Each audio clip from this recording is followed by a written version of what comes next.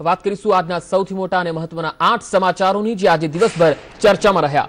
મોતનો સોદાગર હાફિઝ સઈદ પાકિસ્તાનની ધરતી પર બેસીને ભારત વિરુદ્ધ રચી રહ્યો છે ખતરનાક ષડયંત્ર।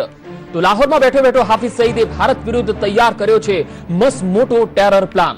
જી હાं, સડકતી ઘાટી વચ્ચે તકનો લાભ ઉઠાવવાની ફિરાકમાં છે હાફિઝ સઈદ। તો બીજી તરફ કાશ્મીરને પોતાની જાગીર સમજનાર પાકિસ્તાન કેમ જાણે કાશ્મીરનો પીછો છોડવા તૈયાર નથી। ઘાટીને પચાવી પાડવા દરરોજ એવી હરકતો પર ઉતરી આવે છે કે કોઈ પણ ભારતીયનું લોહી ઉકળી ઉઠે।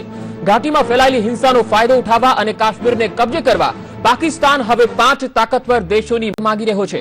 બીજી તરફ હિઝબુલ મુજાહિદીનના કમાન્ડર બુરહાન વાનીના મોત બાદ હજુ પણ ઘાટી સળગી રહી છે। કેટલાક અલગાવવાદીઓ કાશ્મીરને હજુ પણ શાંત પડવા દેવા માંગતા ન હોય તેવું લાગે છે। આજે એકવાર ફરી ઘાટીમાં સેના અને પ્રદર્શનકારીઓ આમને સામને આવી જતા ફરી પરિસ્થિતિ વણસી હતી। તો બીજી તરફ ઉત્તરાખંડ જેવા બદહાલ કેન્દ્ર સરકારના હવે અરુણાચલ પ્રદેશમાં પણ થયા છે। કોંગ્રેસે સુપ્રીમ કોર્ટમાં અરુણાચલ પ્રદેશની જંગ જીતી લીધી છે। જી હાं, સુપ્રીમ કોર્ટે અરુણાચલ પ્રદેશમાં કોંગ્રેસની નબામતુપી સરકારને બહાલ કરવાનો નિર્દેશ કર્યો છે।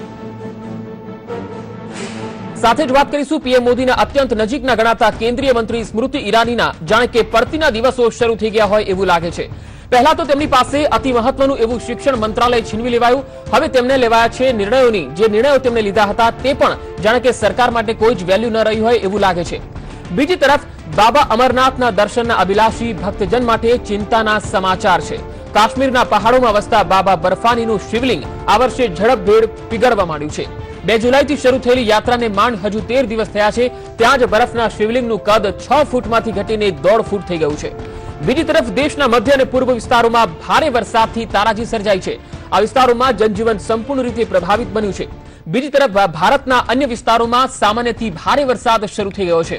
ઉત્તર પ્રદેશમાં ભારતીય જનતા પાર્ટીના પ્રદેશ પ્રમુખ કેશવ પ્રસાદ મૌર્યએ બહુપ્રતીક્ષિત પ્રદેશ કાર્યકારિણીની સમિતિની ઘોષણા કરી દીધી છે।